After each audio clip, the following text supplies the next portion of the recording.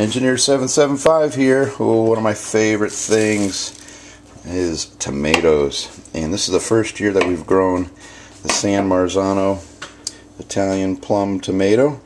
And we are just picked 30 pounds. And we're going to make some spaghetti sauce without meat. I'm going to add some onions that we grew. And we're going to have to go get some mushrooms. We don't have mushrooms. But we are going to make some tomato sauce. Oh boy, I've been waiting for this.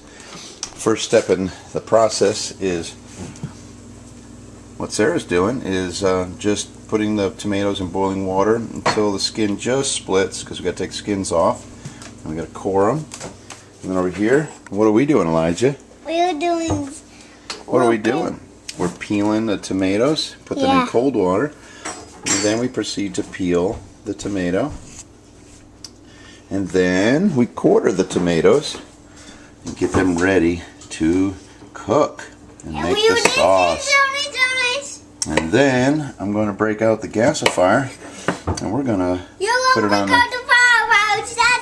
Yes, you hear Elijah's commentary. So, okay, that's so far in the process. And of course you need to follow your canner processing times and pressures at designated altitudes. We are making spaghetti sauce without meat, and we are using a weighted gauge on an all-American canner, and we're right at 1,000 feet. So we're going to use 10 psi for spaghetti sauce without meat for this batch. Very good. I don't know if I can mill and film. You want Ellie to mill while you're filming?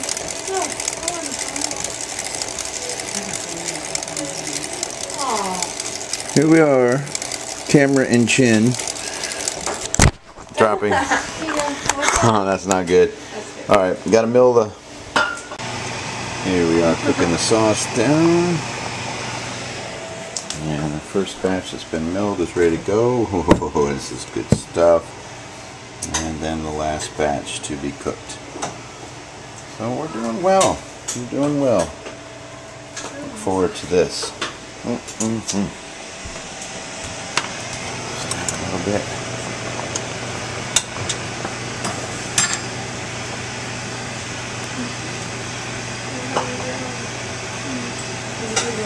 Anybody hungry yet?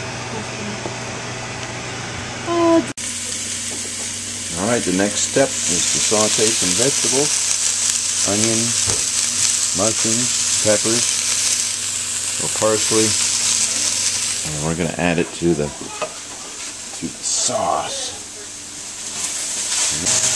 Okay, our vegetables are sauteed, and we're about to put it in our San Marzano tomatoes from the garden. Forget about it. Okay, we've got our sauce, jars of sauce in the canner, and I've lubricated the edge of this canner with some olive oil, and we're going to lock it in place.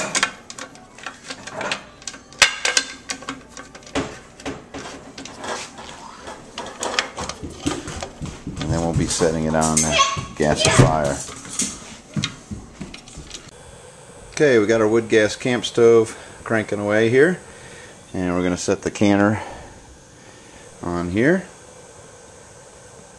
and we'll be back. Okay, here we are on a wood gas camp stove with the all-American canner, and we just set it on there, cooking away pretty good. We got to let this thing vent for about 2 minutes. Once we have about 2 minutes of steam, we'll set the weight on, bring the pressure up to 10 psi, and then time it for 25 minutes, and our sauce will be done. So this is just a way to do keep all the heat outside. And we're just not gonna, Elijah, we're not gonna drive the Arctic Cat into the canner, right? That could be dangerous, right? Okay, we'll keep the Arctic Cat out of the canner. Silly goose. Okay, starting to heat up, and remember, it's getting hot. Yeah, this is really cool for you to learn, Elijah. Wood gas stove gives a pretty good steady heat, pretty good flame. Cover the bottom of this can. It's rated at 12,000 BTUs. We've had no problem canning and holding pressures 10-15 psi on the canner for anywhere from 25 minutes to an hour without adding any fuel. That's pretty handy. Alright, we've reached the pressure of 10 psi, a little bit over, about 11 psi. Making spaghetti sauce from our garden, from our tomatoes. And canning out here, it's hot out, so we don't want to put this heat inside. And so we're using a wood gas camp stove to do our canning again. So, alright, this is our second year of using the wood gas camp stove to can off of. And it works very consistently and got no problem. So, highly recommended. I've used all sorts of different fuel, from pine to oak to wood chips to wood pellets, and it just works good. And that's timer set, 25 minutes on 10 psi, and we'll be taking it off the heat then. Thanks for watching.